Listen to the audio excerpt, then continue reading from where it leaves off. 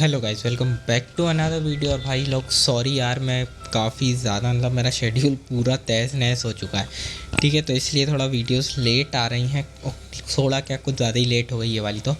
But मैं कोशिश कर रहा हूँ यार तुम लोग के लिए वीडियो जल्दी लाने के लिए। तो ये वाला वीडियो हमारा जो जुजुत्सु काइसन का एपिसोड 3 है उसको एक्सप्लेन कर रहा हूँ।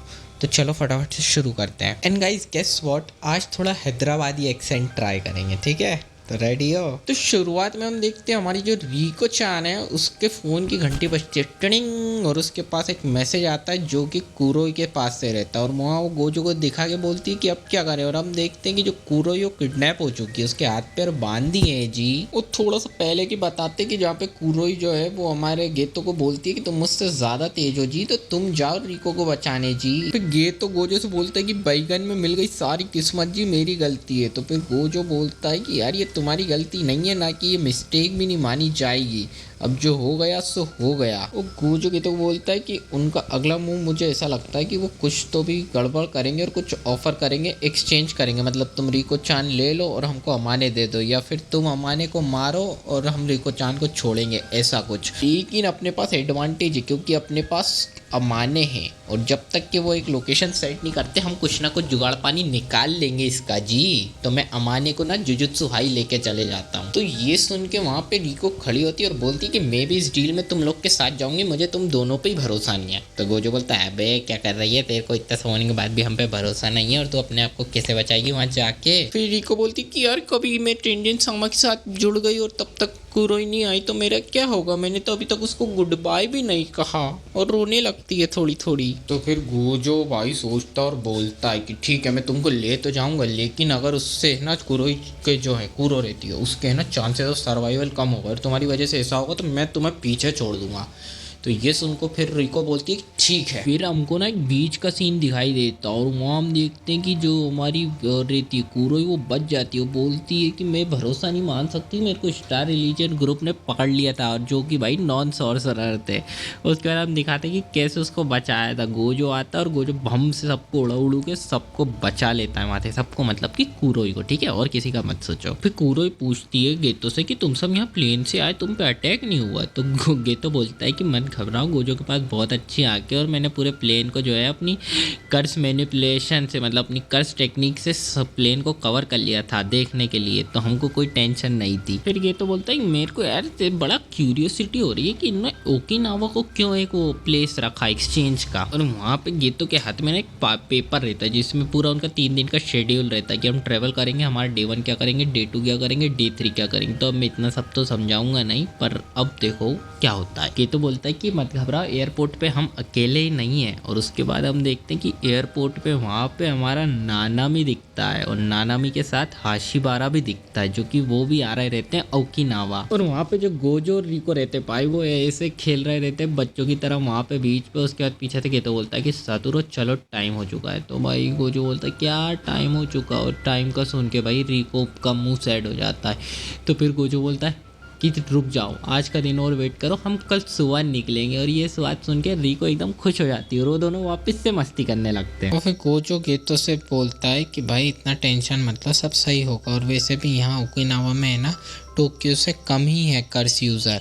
तो फिर गेतो बोलता है कि भाई वो सब तो ठीक है, लेकिन भाई थोड़ा सीरियस हो जाओ। तुमने अभी तक जो अपनी टेक्निक यूज़ करी थी, ठीक है, तुम्हारी जो कर्स टेक्निक है वो तुमने रिकवर भी नहीं करी, ऊपर से रिलीज़ भी नहीं करी कल से। और तो और भाई तुम सोए भी नहीं हो, एटलीस्ट भाई नींद तो ले लो, और तुम आज सोने की भी नहीं सोच रहे हो। और तुम श्योर हो क्या मैं जुजुत्सु हाई नहीं जाना है? तो गोजो बोलता मत टेंशन लो रे, सब हो जाएगा, इतना ज़्यादा फालतू टेंशन नको लेने का, और मत घबराओ तुम यहीं तो हो। और फिर वो लोग भाई चारों और घूमते हैं 1-2 दिन, और उसके बाद वो हमें दिखता है कि वो जुजुत्सु हाई पहुंच चुके हैं, जो कि उनका डे 3 था प्रोटेक्शन डे का। और उसके बाद हम देखते हैं वो सारे के सारे जुजुत्सु हाई के बैरियर में पहुंच जाते हैं। और उसके बाद गेतो गोजो से बोलता है कि सातुरो इस बार तुमने भाई बहुत ही मेहनत करी है और रियली वर्क हार्ड करा है। तो भाई सातुरो बोलता है कि ठीक है, लेकिन अब की बार भाई मेरे को बेबी सिटिंग नहीं करनी है। और भाई विद इन अ सेकेंड हम देखते हैं कि भाई गोजो के आर पार एक तलवार निकल जाती है, मतलब वहाँ पे कोई आके गोजो में तलवार मार देता है भाई। उसका इनफाइनाइट उसकी जो वो रहती है, उसके बावजूद भी उसमें तलवार घुस जाती है। और ये देख के भाई वहाँ पे ये तो बोलता है इम्पॉसिबल है, ये हो ही नहीं सकता। और तो और हम तो जुजुत्सु हाई बैरियर के अंदर है, और हम देखते हैं कि भाई तलवार और कोई नहीं, वहाँ पे तोजी घुस आता है। और उसके बाद सतुर उससे बोलता है कि हम पहले कहीं मिले हैं क्या? तो तोजी बोलता है कि मुझे नहीं पता, मेरा बहुत ही मेमोरी कमज़ोर है लोगों के नाम याद रखने में और फेस याद रखने में। उसके बाद तोजी बताता है कि भाई वो एक बार गोजो क्लेन में गया था एक लड़के को देखने, जिसकी भाई सिक्स आई जो टेक्निक थी वो बचपन से उसे मिली थी।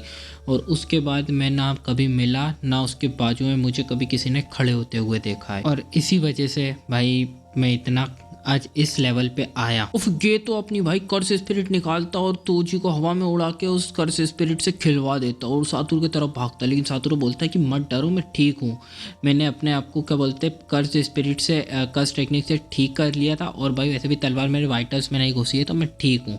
ठीक है, मैंने अपने आप को स्ट्रेंथन भी कर लिया है। तो तुम मेरे बारे में इतना चिंता मत करो, तुम जाओ, अमाने को अभी हमारी प्रायोरिटी है, तो तुम उसको लेके जाओ, इसके साथ मैं डील करता हूँ। उसके बाद ये तो बोलता है ठीक है मैं जा रहा हूँ, लेकिन तुम भी केयरफुल रहना भाई। और उसके बाद वहाँ से वो उन दोनों को लेके चले जाता है। उसके बाद हम देखते हैं भाई तोजी उसकी जो कर्स स्पिरिट रहती है उसको भाई चीर फाड़ के एकदम आ जाता है। और उसके बाद भाई वहाँ पे सतुरु बोलता है कि भाई इसकी जो ब्लेड थी ये डिफरेंट है जिससे उसने मुझे स्टेप करा था। और भाई इसके गले में कर्स स्पिरिट क्या कर रही है और कहाँ से आई है, ये बहुत सारी चीज़ें एकदम अननोन हो रही हैं, मुझे कुछ समझ में नहीं आ रहा। और जो कि स्टार प्लाज्मा वेसल था वो भी जा चुका है।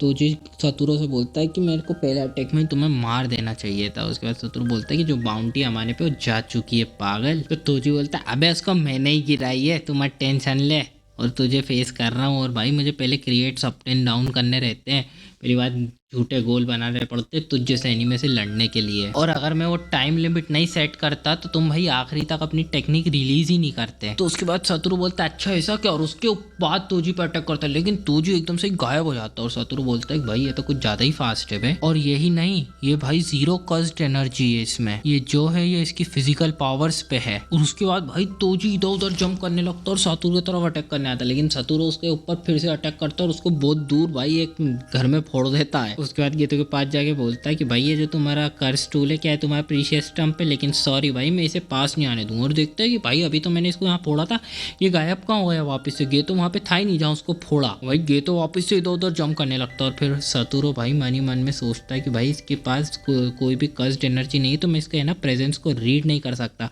तो भाई मुझे इंस्टिंक्ट्स पे रिलाई नहीं करना चाहिए।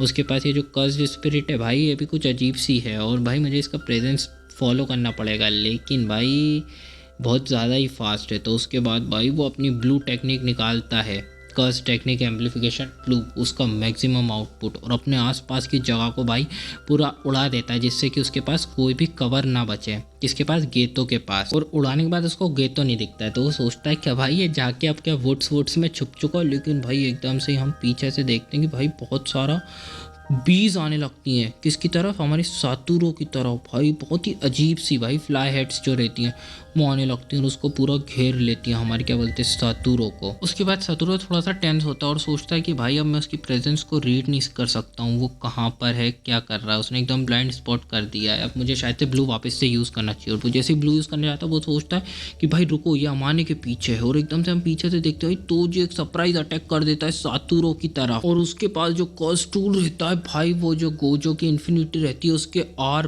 पार निकल जाता है और भाई गोजो के गले में वो मार देता है उस कर्स टूल से भाई हमला। और गोजो के मुंह में से खून आने लगता है और वो जब तक उसे निकालता है भाई वो उसे एकदम से लंबा सा चीरा मार देता है उसके गले से लेके पेट तक भाई। और हम गोजो को यहाँ पे हमारे लिए तो गोजो ख़त्म हो चुका उसको भाई, और पैरों में मार देता है उस कर्स टूल से।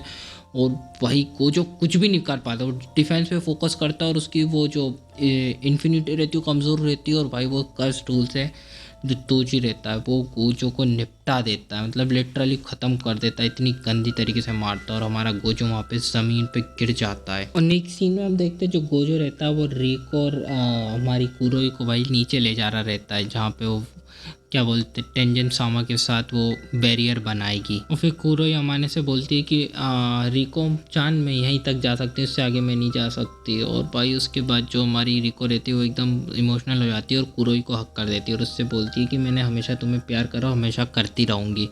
और ये एक थोड़ा सा इमोशनल मोमेंट रहता है। और उसके बाद वापस से गेतो और रिको जा रहे रहते हैं और उसके बाद वो टेंजन सामा की टेरिटरी में पहुंच जाते हैं। फिर गेतो उसको रास्ता बताता है नीचे जाने का कि जैसे ही तुम इसकी भाई स्टेयर से नीचे जाओगे और बिल्कुल नीचे बेस में चले जाओगे जब तक कि बिग ट्री नहीं आ जाता है, और जैसे ही तुम वहाँ पहुँच जाओगे वहाँ पे एक स्पेशल बैरियर रहेगा जो कि तुम्हें जुजुत्सु हाई के बैरियर से बिल्कुल सेपरेट कर देगा। और जो जिन लोगों को इनवाइट किया जाता है सिर्फ वही वहाँ पे एंटर कर सकते हो। जैसे ही वहाँ पहुँचोगी तो तुम्हें टेंजन सामा प्रोटेक्ट करेंगे। या तो ये या फिर तुम अभी हाल टर्न बैक कर सकती हो, अपने घर जा सकती हो कुरोई के साथ। उसकी ये सुन के भाई अमाने शौक हो जाती है कि भाई क्या बोल रहा है ये। तो ये तो बताता है कि जब हमारे टीचर ने हमको ये मिशन के बारे में बताया तो उन्होंने एक चीज़ और बताई थी जिसको हम बोलते हैं इरेजिंग। वो हमें बताना चाह रहे थे, अवेयर करना चाह रहे थे कि भाई कितना एक पाप कितना बड़ा हो सकता है। हमारा टीचर भले ही एकदम मसल ब्रेन हो सकता है लेकिन उसके पास बहुत सारी राउंड अबाउट चीज़ें भी होती हैं।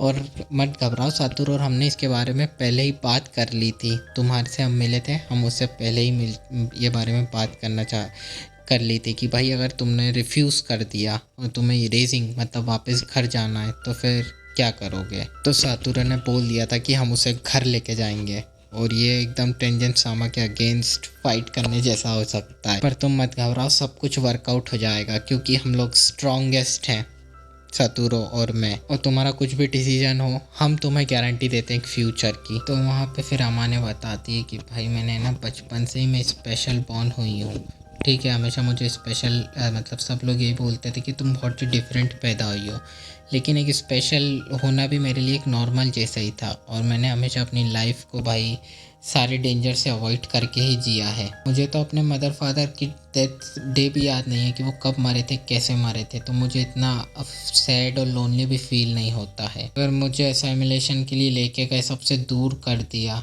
सबसे ही दूर, तो भाई कितना भी हार्ड हो, मुझे पता था कि भाई मेरी फीलिंग्स जो हैं ये सब सैड होना, लोनली होना सब बंद हो जाएगा।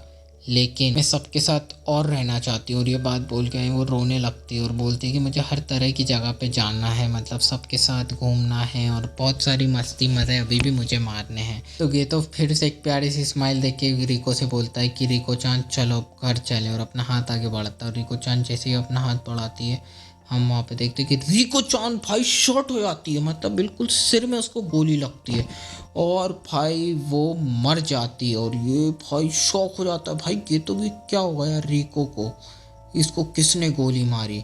और फिर वहाँ पे हम देखते हैं कि भाई हमारा जो तोजी रहता है वो आता है और बोलता है कि भाई जॉब हो गई, और अपनी बंदूक घुमाते घुमाते आता है।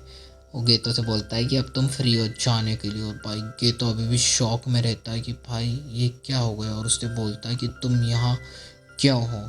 तो जो वो रहता है तोजी, वो बोलता है क्यों, मैं शायद भूल गया क्यों, मैंने सॉरी। और बोलता है कि सॉरी, मैंने गोजो सतुरो को मार दिया है।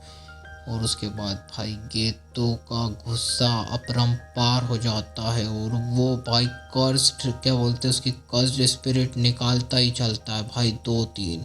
और उसके बाद उससे बोलता है तोजी से कि ठीक है अब तुम्हारा मरने का टाइम आ गया, और हमारा एपिसोड ख़त्म हो जाता है। तो गाइज़ अगर आपको ये वीडियो पसंद आया तो भाई चैनल को लाइक कर दो, सब्सक्राइब कर दो, इस वीडियो को भी लाइक और शेयर कर दो। और भाई मैं यार सॉरी यार, ये वाला वीडियो काफ़ी लेट आया, मतलब कुछ 15-20 दिन हो चुके हैं उसके बाद ये वीडियो आया है। पर भाई मैं बिल्कुल कांस्टेंट होने की कोशिश कर रहा हूँ, तो भाई यार थोड़ा सा यार थोड़ा सपोर्ट कर दो यार भाई को, ठीक है। तो चलो मैं नेक्स्ट वीडियो की तैयारी करता हूँ, तब तक के लिए बाय, लव यू ऑल।